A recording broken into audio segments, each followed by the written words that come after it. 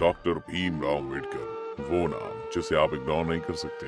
भारत के पहले कानून मंत्री और भारत का संविधान लिखने वाले अम्बेडकर के चाहने वाले और उनसे नफरत करने वाले दोनों ही तरह के लोग आपको मिलेंगे। कुछ लोग तो ये भी कहते हैं कि अम्बेडकर का विरोध करने वाले लोग शायद उनके जीते जी कम थे और अब ज्यादा है। अम्बेडकर पर ढेरों बायोग्राफीज लिखी जा चुकी हैं, उनकी कहानी हर किसी को पता है। लेकिन आज हम अम्बेडकर के बारे में जानने की वो कोशिश करेंगे जो ज्यादातर लोगों के बीच में पॉपुलर नहीं है या कहीं के इतिहास में कहीं खो गई है। तो अगर आप भी जानना चाहते हैं तो बने रहिए वीडियो के अंत तक हमारे साथ। लेकिन वीडियो शुरू होने से पहले अगर आप चैनल पर नए हैं या आपने अभी तक चैनल को सब्सक्राइब नहीं किया है तो चैनल को सब्सक्राइब करना और बेल आइकन दबाना ना भूलें। अम्बेडकर के बारे में जो पहली बात लोगों को अट्रैक्ट करती है वो है उनका धर्म और खासकर हिंदू धर्म को लेकर लिया हुआ स्टैंड। जाति व्यवस्था के कारण अम्बेडकर हिंदू धर्म के खिलाफ हमेशा रहे।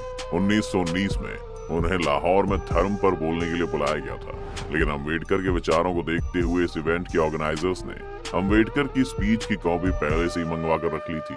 और जब उन्होंने स्पीच को पढ़ा तो उन्हें एहसास हुआ कि अम्बेडकर को इस इवेंट में बुलाने से कई तरह की परेशानियां खड़ी हो सकती हैं, जिस कारण अम्बेडकर को इस इवेंट में आने से मना कर दिया गया। अम्बेडकर के बाद में स्पीच को जाति का विनाश या एनिहिलेशन ऑफ कास्ट नाम की किताब के रूप में प्रकाशित किया गया, जिसमें उन्होंने ये आर्गुमेंट आगे रखा कि जाति व्यवस्था को सुधारा नहीं जा सकता। हिंदू धर्म और जाति व्यवस्था रेल की पटरियों की तरह है, जो अलग अलग दिखती हैं लेकिन साथ ही साथ चलती हैं।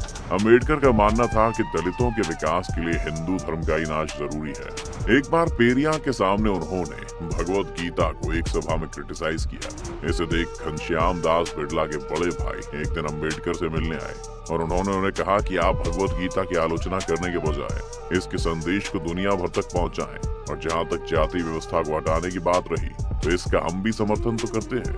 आप चाहें तो हम 10 लाख रुपए देकर आपके इस मिशन में आपकी मदद भी कर सकते हैं। अम्बेडकर इस बात से चिढ़ गए। अम्बेडकर का जीवन पूरी तरह से ही जाति व्यवस्था के कारण प्रभावित हुआ था। जब अम्बेडकर स्कूल में थे तो उन्हें संस्कृत पढ़ने से रोका गया, जिस वजह से अम्बेडकर को फारसी पढ़नी पड़ी और अब उन्हें लग रहा था कि 10 लाख रुपए देकर बिड़ला उन्हें खरीदना चाह रहे हैं। अम्बेडकर का हिंदू धर्म से विवाद 1929 में भी सामने आता है, जब उन्होंने नोटिस टू हिंदुइज्म नाम से एक लेख लिखा और इसमें दलितों से आग्रह किया कि वो अपना धर्म बदल लें। अम्बेडकर का झुकाव पहले इस्लाम की तरफ था, लेकिन फिर कुछ लोगों ने उन्हें सिख धर्म अपनाने के लिए कहा, लेकिन सिख धर्म में भी जातियों को देखकर उन्होंने ये ख्याल टाल दिया। खैर, अम्बेडकर ने इस्लाम भी नहीं अपनाया, क्योंकि अम्बेडकर को एक ऐसा धर्म चाहिए था जो सिर्फ जाति ना मिटाए बल्कि आध्यात्मिक रूप से भी उन्हें स्वतंत्र कर दे। ईसाई धर्म के साथ उनकी परेशानी ये थी कि ईसाई जीसस को अपना मसीहा मानते थे और बाइबल में लिखा हुआ ही अंतिम सत्य था। हिंदू धर्म में भी पहले से ही सभी कुछ डिफाइंड था। इस्लाम के साथ भी ये परेशानी थी कि उन्हें मानना पड़ता कि मोहम्मद अल्लाह के आखिरी मैसेंजर या रसूल है और कुरान में जो लिखा है वही सब कुछ है। इसके उलट बुद्ध ने कभी खुद को भगवान नहीं कहा, साथ ही उन्होंने ये भी नहीं कहा कि उनकी बातों को कोई माने।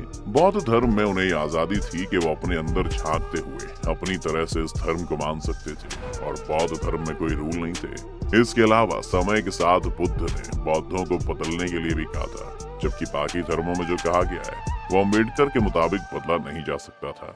इसके अलावा जेंडर इक्वालिटी और कर्म का सिद्धांत जैसे पुनर्जन्म के सिद्धांत को भी बौद्ध धर्म में नहीं माना जाता था। उसने भी अम्बेडकर को अपनी ओर आकर्षित किया।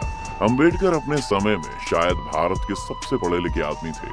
वो मुंबई के एल्फिंस्टन कॉलेज में पढ़ रहे थे और इसके बाद उन्होंने कोलंबिया यूनिवर्सिटी और लंदन कॉलेज ऑफ इकोनॉमिक्स में भी पढ़ाई की थी। लेखक और पत्रकार जॉन गंथर बताते हैं कि जब 1938 में वो अम्बेडकर से मिलने गए तो अम्बेडकर के पास 8,000 से भी ज्यादा किताबें थी और उनके मरने तक ये संख्या 35,000 तक पहुंच गई थी। अम्बेडकर कभी अपनी किताबों को लोगों को पढ़ने के लिए नहीं देते थे, बल्कि अगर किसी को उनकी कोई किताब पढ़नी होती तो वो सिर्फ उनकी स्टडी में जाकर ही वो किताब पढ़ सकता था। अम्बेडकर का किताबों के प्रति इस कदर लगाव था कि वो रात भर पढ़ते थे और सुबह 2 घंटे के लिए सोकर कोर्ट जाते थे। कोर्ट जाते हुए भी वो अपनी कार में उसी दिन आई नई किताबों को पढ़ते रहते थे और कोर्ट के बाद वो फिर से किताबों के मार्केट में चले जाया करते थे।